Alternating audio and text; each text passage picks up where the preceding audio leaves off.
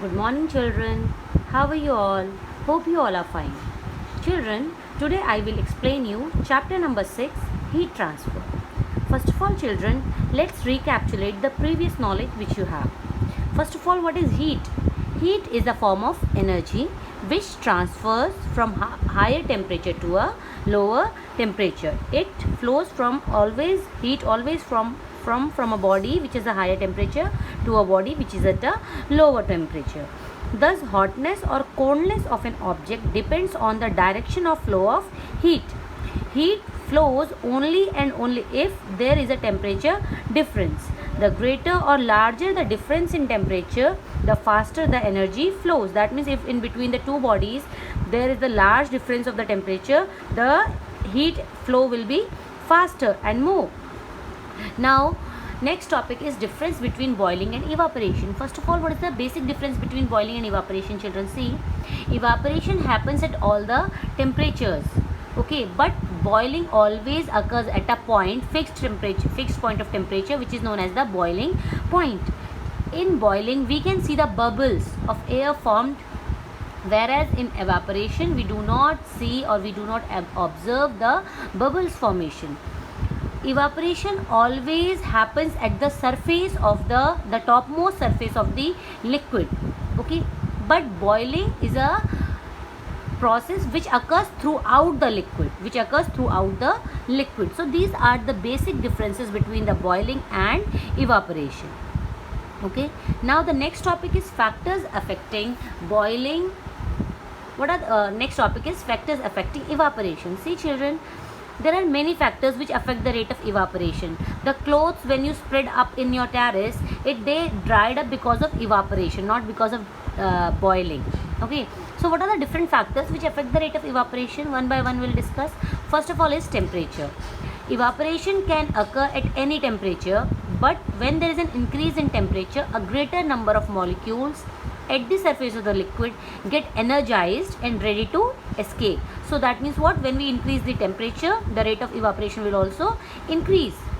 For example, you can observe that your clothes will get dry easily on a sunny day as compared to a rainy day, because on a rainy day the temperature is less, but on a sunny day the temperature is high. Next factor which affects the rate of evaporation is surface area. The rate of evaporation increases when there is more surface area exposed. The larger the area, the higher the rate of evaporation. Now you can easily explain why wet cloths are spread out to dry. That's why what we do whenever we have to dry clothes, we spread them. Okay, so spread wet cloths, that so that the surface area is more and the evaporation is faster and your clothes get dry up easily and faster. Next factor is humidity of surrounding air. The more the amount of water present in the atmosphere, that is more is the humidity in surrounding air, the less will be the rate of evaporation. That's why wet clothes do not dry easily on a rainy day, as the air is damp, or we can say humid. Next factor which affects the rate of evaporation is motion of air. The rate of evaporation becomes faster with moving air. The more the wind, the more the rate of evaporation. For example, while drying your hair with a hair dryer, you must have observed that the air from the dryer removes the water molecules as soon as they escape from the surface of your hair, and your hair get dry very fast. Next, a factor which affects the rate of evaporation is nature of the liquid. Liquid with a lower boiling point evaporate faster as compared to the other liquids. For example, petrol. Petrol evaporates more rapidly than water. Why? Because petrol boiling point is very less as compared to water. But mercury hardly evaporates at room temperature. Why? Because mercury's boiling point is very high, very much higher than the water. So that means if boiling point is less, evaporation will be more. Evaporation will be faster. Now the next topic is factors affecting boiling. There are many factors which affects the rate of boiling. See, children, first of all, pressure. When pressure is more, the boiling, a liquid's vapor pressure is the pressure exerted by a liquid when its liquid and gaseous states reaches equilibrium. See, children, when you increase the pressure, the boiling point will also increase. For example, in the pressure cooker. In pressure cooker, what happens? you increase the pressure inside the pressure cooker, pressure is more than the surrounding, and that's why what happened, the rate of boiling is also increased. Next, intermolecular bonds. The strength of the bonds between the molecules also affects the boiling point of a liquid. If the intermolecular forces between the molecules are strong, then what will happen?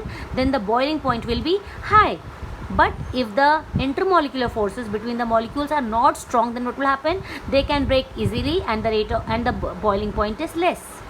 Next factor which affects the rate of boiling is impurities. See children, the boiling point of water get easily affected by the amount of impurity present in the water. Because when you might have seen your mothers while cooking some like pulses, when they boil, what they do, when they keep it in the pressure cooker, while boiling them, they add salt to it. Why they are adding salt to it? Because salt is an impurity to the water. When we add impurity to water, what happens? Its boiling point increases. Instead of boiling at 100 degrees Celsius, now the water will boil at 125 or 130 degrees Celsius, and when it boils at this higher temperature, more heat will be imparted, and the pulses will be cooked very fast. Okay, so these all are the factors which affect the rate of boiling. Now the next topic is thermal expansion. See children, most substances, solids, liquids and gases expand when they are heated. This is called what? Thermal expansion.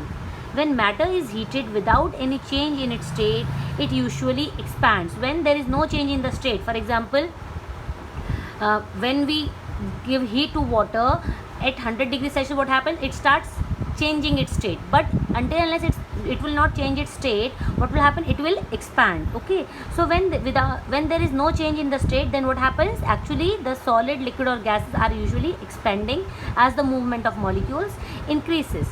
Now thermal expansion can be of three types: linear expansion, superficial expansion and cubical expansion. What is linear expansion children?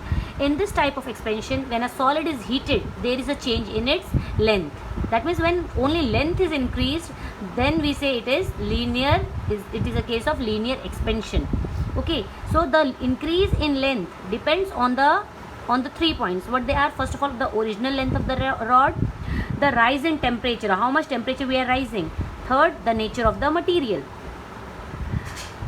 Then these three factors affect the linear expansion of solids. Then we have linear coefficient of thermal expansion, which is represented by alpha, which is represented by what? Alpha sign. Now see children, now next we have superficial expansion of solid. What is superficial expansion of solid? In superficial expansion, it is the expansion in the area of a solid. When we say that the area, that means length and breadth, both are expanded by through the process of heating, then we say it is a case of superficial expansion of solid. In superficial expansion, when a solid is heated, there is a change in its length and breadth, that is, it increases the surface area alone. Now the increase in the area again depends on three factors. What they are? Initial area of the solid, that means original area of the solid. Third, rise in temperature. Next, third is again it depends on the nature of the material. For example, why I am saying the nature of the material? A brass plate will expand more than an iron plate, because it depends on the nature of the material. And this the nature of the material, by this we will get a coefficient of superficial expansion, which is different for different solids. Okay, and coefficient of superficial expansion is denoted by beta. The relationship between coefficient of superficial expansion and coefficient of linear expansion is what? Beta equals to 2 into alpha. That means coefficient of superficial expansion is equals to twice of coefficient of linear expansion. Okay. Now the third topic is cubical expansion of solid. What this is? In this case of solids which have a definite shape, they expand in all directions. The solids which have a definite shape, when we give heat, what will happen? They will expand in all directions. That is, they will increase in length, they will increase in breadth, as well as they will increase in its height. So when length, breadth and height, all three will increase, all three will expand, then we say that what? Its volume increases, and this type of expansion is known as cubical expansion of solid. Now increase in volume of a solid depends again on 3 points. What they are? First of all, nature of the material, original volume of the body, and increase in its temperature. Because of the nature of the material, again we have what, one coefficient, we have a term called coefficient of cubical expansion, which is denoted by gamma.